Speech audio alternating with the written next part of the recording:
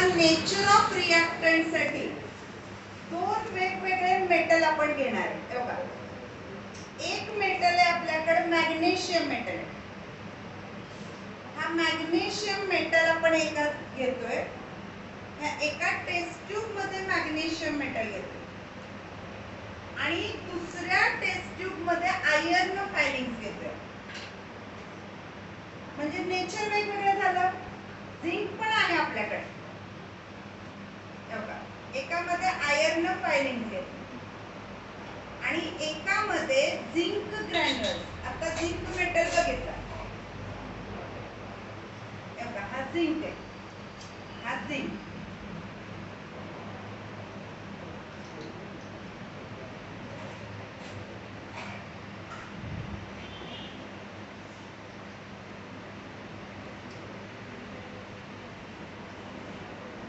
आता हे तिन्ही वेगवेगळे मेटल कशा पद्धतीने रिएक्ट होतात ते आपल्याला बघायचं. त्याला टेस्ट ट्यूब होल्डर म्हणतात. टेस्ट ट्यूब होल्डर कशासाठी धरले आपण, तर आपण ऍसिड बरोबर रिएक्शन करतो. हे आपल्याकडे हायड्रोक्लोरिक ऍसिड आहे. तिन्ही मध्ये हायड्रोजन गॅस इव्हॉल्व होते का बघायचं. तिन्हीचा रेट ऑफ रिएक्शन बघायचा. पहिलं झिंक ग्रॅन्युल्स घेतले बघा. झिंक ग्रॅन्युल मध्ये आपण हायड्रोक्लोरिक ऍसिड ऍड केले.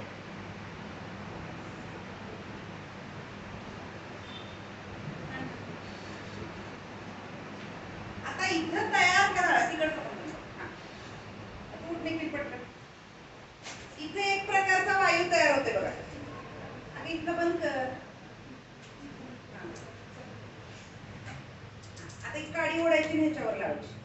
कुठला गॅस तयार होते तो कुठल्या गॅसची टेस्ट आहे, हायड्रोजन गॅस. आता रेट बघा रिएक्शनचा. रेट रिएक्शनचा ऑब्झर्व करा. आता आपण काय करणार आहे, हायड्रोक्लोरिक ऍसिड ऍड केले.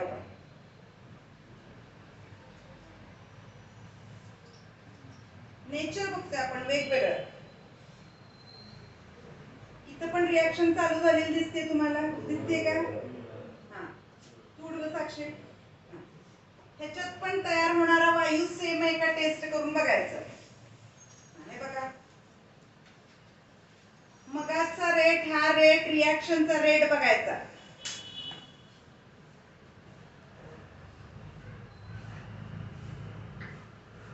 आपण काय झाला, हायड्रोजन गॅसेस तयार झाला दिसतोय.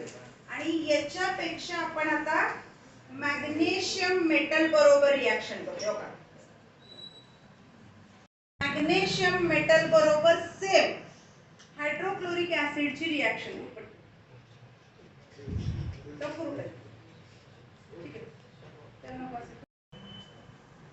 तीन वेगवेगळे मेटल हायड्रोक्लोरिक ऍसिड बरोबर रिएक्ट होतात. रिएक्शनचा रेट बघताय बघा. अजूनही जोरात रिएक्शन चालले. हा काय त्याच्यावर जास्त विगरसली रिएक्ट होते.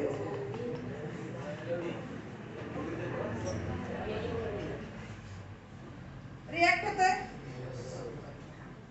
मग पहिलं काय बघितलं आपण, तर नेचर ऑफ रिएक्शन. हा पहिला भाग बघितला आपण, नेचर ऑफ रिएक्टंट. दुसरा भाग आहे साइज ऑफ पार्टिकल. आता रिएक्शन जास्त झाली, जितके बारीक बारीक बारीक तुम्ही तुकडे कराल किंवा बारीक चुरा घेतला तर काय होतं, रिएक्शनचा रेट जास्त वाढतो. आता बघितलेली सेम रिएक्शन आहे. ही रिएक्शनचा रेट कधी वाढतो की जेव्हा त्यातले पार्टिकल्स हे एकदम बारीक करून आपण टाकले तेव्हा. छोटे छोटे मगाशी आपण बारीक करून टाकले याच्यात. आणि आयर्न फिलिंगचं पण बघितलं की आयर्न फिलिंग्स काय होते, सेम रिएक्शन.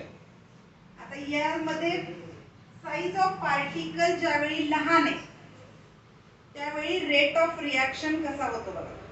यामध्ये पण आपण सेम हायड्रोक्लोरिक ऍसिड ऍड करतो. आता यात पुढची पण बघायची, कॉन्सन्ट्रेटेड. आता हे कॉन्सन्ट्रेटेड टाकले आपण. हे जे ऍसिड टाकले ते कॉन्सन्ट्रेटेड टाकले, त्यामुळे त्यामुळे रेट ऑफ रिॲक्शन जास्त आहे. आता आपण थोडस ऍसिड डायल्यूट करून घेऊ.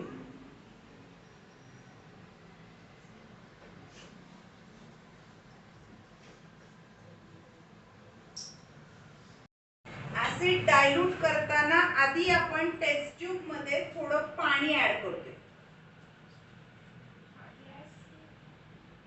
अजिबात नाही, आधी पाणीच घालायचं. पाण्यामध्ये ऍसिड तुम्ही टाकल्यानंतर डायल्यूट होतं. तुम्हाला सांगितलं होतं ऍसिड मध्ये जर तुम्ही पाणी टाकलं तर ऍसिड जंप करू शकतो. आपण काय केलंय, पाणी घेतलंय, पाण्यामध्ये ऍसिड स्लोली ऍड करतोय आपण, एकदम हळूहळू.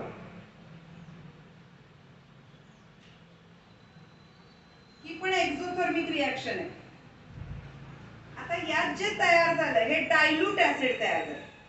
आता या डायल्यूट ऍसिड बरोबर आपण परत मॅग्नेशियम मेटलची रिॲक्शन करू.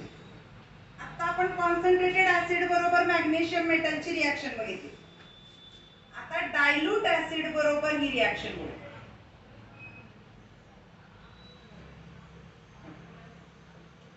मगाच्या इतकी फास्ट रिॲक्शन होतीये का बघा.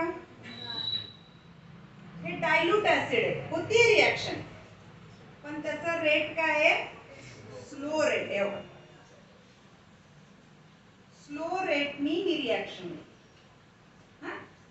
म्हणजे ऍसिडचं किंवा ह्याचं रिॲक्टंटचं जे कॉन्सन्ट्रेशन आहे तर ते रिॲक्शनच्या रेटवर परिणाम करतं. आणि लास्टचा मगाशी तुम्ही झिंक ग्रॅन्युलरची रिॲक्शन बघितली, ती थोडीशी कमी रेट न होतो है ना. आता आपण टेम्परेचर वाढवते. झिंक ग्रॅन्युल्स घेतले आपण, मगाशी एकदम स्लो रेट न होत होते. आता आपण काय करणार आहे, तर टेम्परेचर वाढवणार. टेम्परेचर वाढवायसाठी आपण त्याला उष्णता देणार.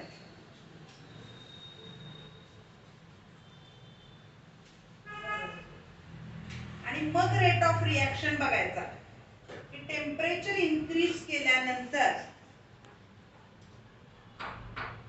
रेट ऑफ रिॲक्शन वाढतंय का बघा. हे बघा, मगाचीच रिॲक्शन करायचे.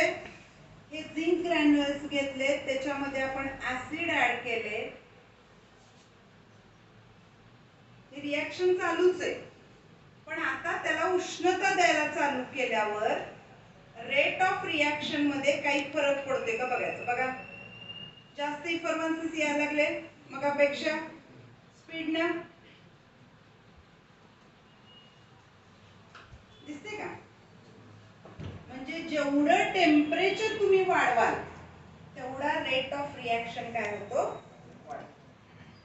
तर ह्या वेगवेगळ्या रिॲक्शन आता आपण बघितल्या. कशासाठी बघितलंय, रेट ऑफ केमिकल रिॲक्शन.